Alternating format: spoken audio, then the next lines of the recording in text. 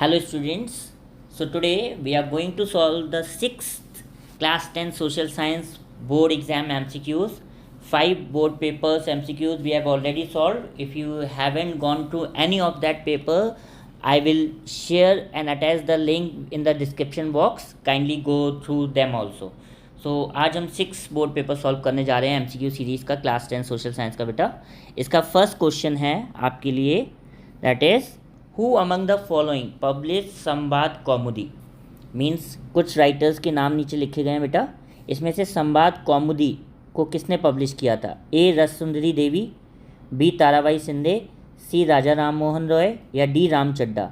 तो इसका आंसर होगा बेटा Raja Ram Mohan Roy was the author of this Sambad Kaumudi, right. Now moving forward to the next question बेटा। मैचिंग करनी है हमें, मैच को करना है हमें कॉलम फर्स्ट को कॉलम सेकंड से। कॉलम फर्स्ट में बेटा मिनरल्स दिए हैं और कॉलम सेकंड में उनके टाइप्स दिए हैं, ठीक है। अब सबसे पहले तो हमें इस क्वेश्चन को सॉल्व करने के लिए इन सब का मतलब पता होना चाहिए। फेरस मिनरल्स और नॉन फेरस मिनरल्स क्या होते हैं हमें ये पता होना चाहिए। फेरस मिनरल्स वो मिनरल्स होते हैं जिसमें क्या होता है बेटा? आयरन होता है, आयरन कंटेंट होता है। नॉन फेरस मिनरल्स वो होते हैं जिसमें नो आयरन, ठीक है, no iron content in them, right. Non metallic minerals जिसमें नो मेटल्स,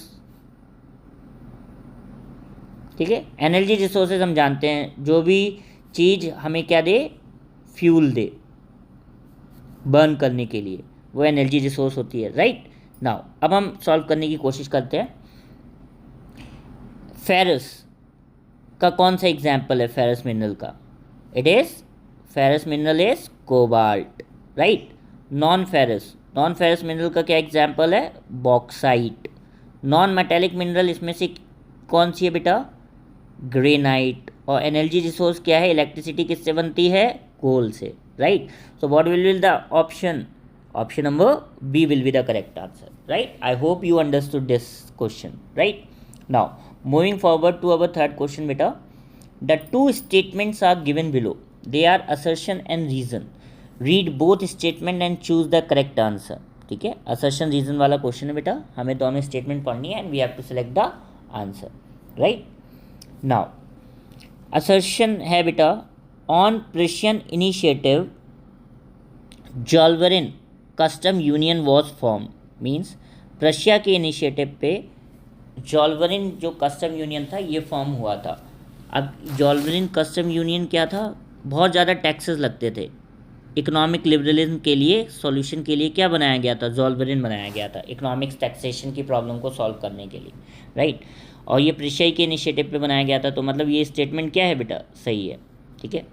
सेकेंड है बेटा, it was to create unified economic territory allowing the unhindered movements of goods people and capital. मतलब ये जो जॉल्विन बनाया गया था इसका मेन एम्बिशन क्या था? यूनिफाइड, मतलब यूनाइटेड इकोनॉमिक टेरिटरी बनाए, ठीक है, और उसमें कोई भी रुकावट ना आए गुड्स को ट्रैवल करने में, पीपल को ट्रैवल करने में और कैपिटल को ट्रैवल करने में। ये भी स्टेटमेंट सही है। सो क्या ऑप्शन होगा? Option number A will be the correct answer. Both A and R R correct and R is the correct explanation of A, right? I hope you understood this. Next question number 4 है बेटा, identify the primary objective of power sharing arrangements in Belgium from the following options. Means नीचे जो लिखे options हैं इसमें से हमें primary objective means main objective identify करना है बेल्जियम में पावर शेयरिंग अरेंजमेंट का। वो क्या था, right? Establishing a unity form of government. क्या बेल्जियम में बेटा यूनिटी फॉर्म ऑफ गवर्नमेंट थी? नो, श्रीलंका में थी। Centralise political control of government, ये भी नहीं था क्योंकि यहाँ पावर डिस्ट्रीब्यूशन हुआ था अमंग सेंट्रल स्टेट, और एक कम्युनिटी गवर्नमेंट भी बनाई थी बेल्जियम ने। Establishing cultural and educational matters of Dutch, ये भी पॉइंट नहीं था। लास्ट है बेटा, accommodating linguistic and regional interest. Yes, क्योंकि बेल्जियम में प्रॉब्लम क्या थी बेटा? लैंग्वेज को लेके, डच और फ्रेंच को लेके, right. So option number D will be the correct answer, right. Now moving forward to question number 5 बेटा, which of the following is a key indicator use to measure a country's development. किसी भी देश के development को measure करने के लिए एक इम्पॉर्टेंट इंडिकेटर क्या है ये पूछ रहा है। उसकी primary production, B option secondary production, C option gross domestic product, D option net domestic product. What will the correct answer बेटा? इसका करेक्ट आंसर होगा बेटा ऑप्शन नंबर सी, जीडीपी, जिसे हम शॉर्ट फॉर्म में क्या कहते हैं बेटा? जीडीपी। जीडीपी क्या है? Sum total of all goods and services produced in all the sectors in the country. ठीक है, तो इसमें बेटा आपका प्राइमरी सेक्टर भी आ जाएगा, इसमें आपका सेकेंडरी सेक्टर भी आ जाएगा और इसमें आपका टर्शरी सेक्टर भी आ जाएगा, right? So C will be the correct answer. Now moving forward to question number 6 बेटा। Buddhism emerge from eastern India and spread in several directions. Buddhism eastern India से शुरू होता है, ठीक है, इमर्ज होता है और अलग अलग डायरेक्शंस में फैल जाता है। ठीक है, बुद्धिज्म क्या है बेटा? It is a religion, it is a religion. Who founded this religion? Gautam Buddha, Gautam Buddha. ठीक है, read the following reasons for is spread and choose the correct option. ठीक है, हमें रीजन्स सेलेक्ट करने हैं और फिर करेक्ट ऑप्शन चूज करना है। फर्स्ट है due to cultural exchange, cultural exchange की वजह से। सेकेंड है बेटा ड्यू टू सिल्क रूट की वजह से। थर्ड है बेटा due to trade and travellers, इनकी वजह से।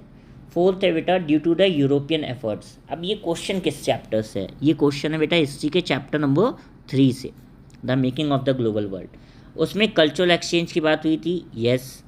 सिल्क रूट था, पढ़ा था हमने, उसी में हमने ये वाली लाइन पढ़ी थी, बुद्धिस्ट रिलीजन का स्प्रेड होना। थर्ड था due to trade and travellers, ये भी था। क्या ड्यू टू यूरोपियन एफर्ट्स होगा? यूरोपियंस का तो धर्म क्रिश्चियनिटी है, वो क्यों एफर्ट करेंगे बुद्धिज्म के को इमर्ज करने में या उसके स्प्रेड में, राइट? सो क्या ऑप्शन होगा बेटा? A first second fourth, B second third fourth, C first second third और D first third fourth. Option number C will be the correct answer, right? Now moving forward to our 7th question बेटा। Arrange the following events of Indian national movement in the chronological order and choose the correct option. मतलब इन events को हमें chronological order में लगाना है और correct option choose करना है बेटा, right? So formation of Swaraj party first event है। Lahore session Indian national congress का सेकेंड इवेंट है बेटा। गांधी इरविन पैक्ट बेटा थर्ड इवेंट है और फोर्थ इवेंट है formation of depress class association. अब अगर हमें इन्हें क्रोनोलॉजिकल ऑर्डर में डालना है तो या तो हमें बुक वाइज इवेंट पता होने चाहिए कि पहले ये पढ़ा था, फिर ये पढ़ा था, फिर ये पढ़ा था, ये। दूसरा मैंने आपको क्या तरीका बताया था, हमें डेट्स पता होनी चाहिए। तो स्वराज पार्टी कब बनी थी बेटा? 1923 में बनी थी। लाहौर सेशन कब हुआ था बेटा? 1929 में हुआ था। गांधी इरविन पैक्ट कब हुआ था बेटा? 1932 में हुआ था। Formation of depress class association ये कब हुआ था बेटा? ये हुआ था 1930 में। ठीक है, तो अगर हम इस हिसाब से देखें तो ऑप्शन हम कौन सा होगा? B, first then second then fourth and then third, right? This is how we should solve these types of chronological questions based on history subject, right? Moving forward to question number 8 beta, which one of the following is the irrigation system in Meghalaya? Water resource chapter से question है, chapter number 3 of geography, right? So irrigation system कौन सा मेघालय में था? ये last chapter के ending में हमने पढ़ा था। कौन सा था? Bamboo drip irrigation system. कौन सा पढ़ा था बेटा हमने? Bamboo drip irrigation system. Option number D. बाकी ऑप्शंस क्या हैं? To irrigate land only during rainy season, no. To use large volumes of water for irrigation, no. To remove water from soil, सवाल ही नहीं उठता है। सो कौन सा इरीगेशन सिस्टम पढ़ा था मेघालय में? बैम्बू ड्रिप इरीगेशन सिस्टम, जिसमें क्या यूज़ होती हैं? Bamboo sticks. ठीक, नाउ नेक्स्ट क्वेश्चन नंबर 9 बेटा। Read the following information and identify the crop. मतलब नीचे हमें लिखी गई इन्फॉर्मेशन पढ़नी है बेटा और हमें क्रॉप के बारे में बताना है, राइट? पहला है it is the staple food crop of majority of people in India. मतलब स्टेपल फूड क्रॉप है। तो स्टेपल हमें दो ही बताई गई हैं बेटा अपने चैप्टर में, एक राइस बताई गई है और एक वीट बताई गई है। इसमें आपको कोई डाउट नहीं होनी चाहिए, right? India is the second largest producer of this crop. और इंडिया सेकेंड लार्जेस्ट प्रोड्यूसर किस क्रॉप की है?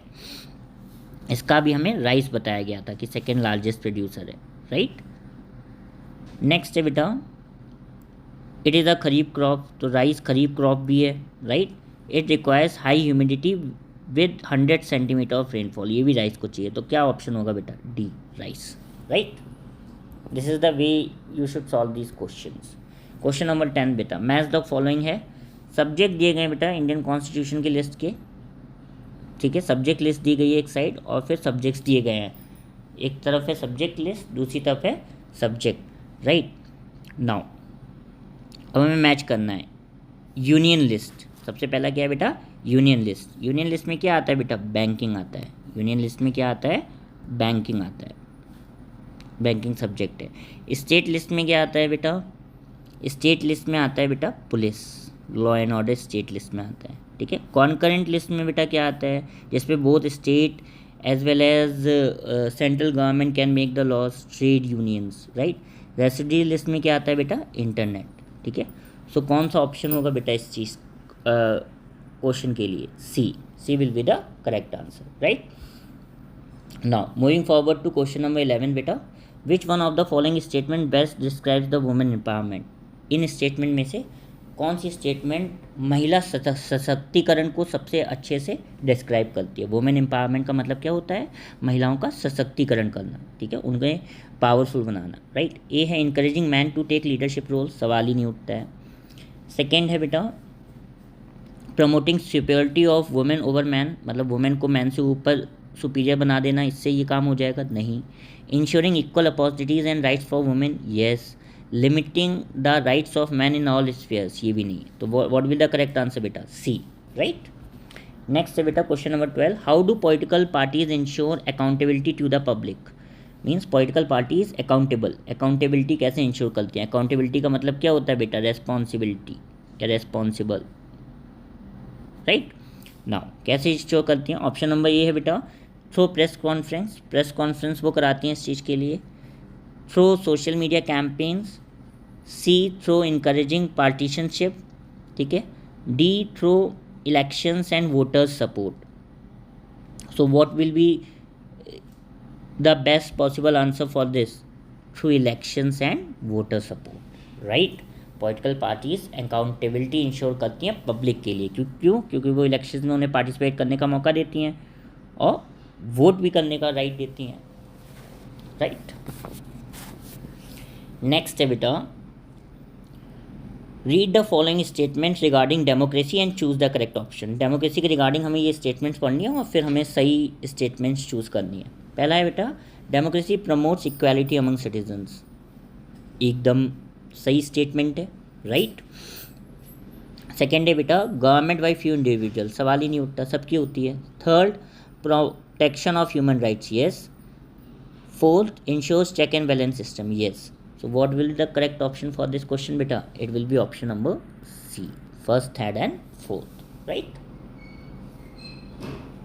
Now moving forward to question number 14 beta, which of the following is responsible for resolving disputes between central and state government? अगर जब भी central और state government में dispute होते हैं तो इसमें से कौन सी एजेंसी सॉल्व करती है। क्या फाइनेंशियल कमीशन ऑफ इंडिया करती है, फाइनेंशियली मैटर्स को देखती है वो। सुप्रीम कोर्ट ऑफ इंडिया करती है, yes, supreme court of India. President of India नहीं, prime minister of India no. So what will the correct option, B. Next question बेटा क्वेश्चन नंबर 15 हमारा, which one of the following is a significant aspect of globalization. इसमें globalization का सबसे important aspect क्या है, या सबसे इंपॉर्टेंट नीड क्या है, ठीक है। A uniform culture, no. B environment support, no. C support to domestic market, no. D access to new market, yes. So D will be the correct answer, right. Question number 16 है बेटा, which one of the following definition is most suitable for literacy rate. इसमें से कौन सी definition literacy rate के लिए सबसे ज़्यादा suitable है। ए है बेटा the literate population at the global level, literate population होनी चाहिए लिटरेट ग्लोबल लेवल पे, ये डेफिनेशन है क्या लिटरेसी रेट की, no. The proportion of literate population in the 7 years and above, yes. C the total number of children attending schools in a region, no. The average income of schools in a region, no. So option number B will be the correct definition for the literacy rate, right. Next question है बेटा question number 17, study the table given below carefully and answer the questions that follows, ठीक है। Table पढ़नी है और हमें जो question दिया गया उसका आंसर देना है, राइट।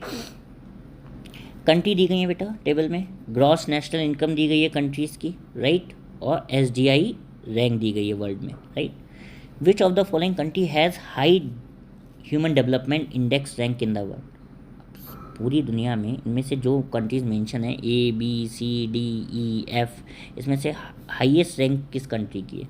वो तो एक ही दिख रही है, 73 रैंक सबसे ज़्यादा है कंपेयर टू ऑल अदर्स, वो तो 100 के पार है, बाकी सब तो option number A, country A will be the correct answer, right बेटा। नेक्स्ट क्वेश्चन करते हैं, चेक से रिलेटेड है, 3rd chapter of economics, money and credit, right.